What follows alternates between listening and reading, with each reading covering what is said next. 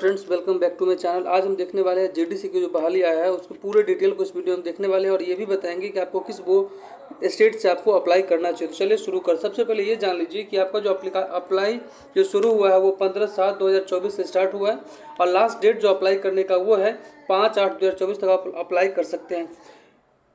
पे एग्जाम फी last date है 5/8/2024। Correction जो आप कर सकते हैं 6/8/2024 से आप कर सकते हैं। अगले इसमें जो मेरिट लिस्ट रिजल्ट का जो डेट होगा वो अनाउंसमेंट बाद में किया जाएगा। अगर फ़ी की हम बात करें तो जनरल ओबीसी वाले को 100 रुपया लगता है, SC ST और PH वाले को 0 रुपया लगता है।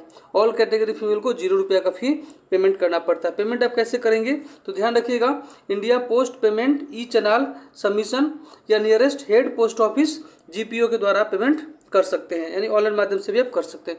चलिए आगे इसके कुछ डिटेल को आपको हम देखते हैं।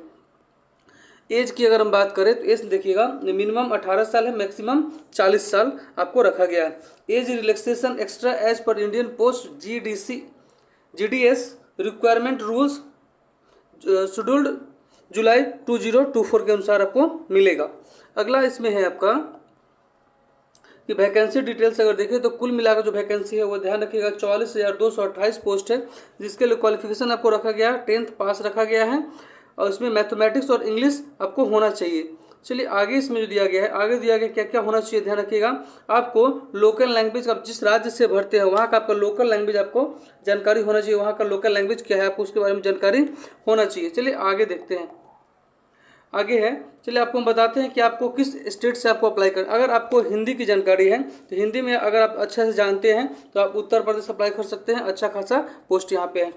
हिंदी जो जानते हैं तो उत्तराखंड में अप्लाई कर सकते हैं, बिहार में कर सकते हैं, छत्तीसगढ़ कर सकते हैं, उसके बाद आप कर सकते हैं दिल्ली कर सकते हैं, राजस्थान कर सकते हैं, हरियाणा कर सकते हैं, हिमाचल प्रदेश कर सकते हैं, जम्मू कश्मीर में कर सकते हैं। वहाँ के लिए हिंदी उर्दू दोनों चाहिए आपको।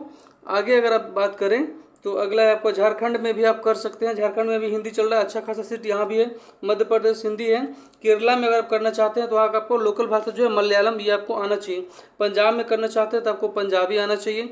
उसके बाद अगर बात की जाए महाराष्ट्र की तो महाराष्ट्र में अगर आप अप्लाई करते हैं आपको कोंकणी या मराठी आपको आना चाहिए। नॉर्थ ईस्टर्न में जाते हैं तो बंगाली, हिंदी, इंग्लिश, मणिपुरी इंग्लिश, मिजो ये भाषा का आपको ज्ञान होना चाहिए। उड़ीसा में अगर अप्लाई करते हैं तो उड़िया भाषा का जानकारी होना चाहिए।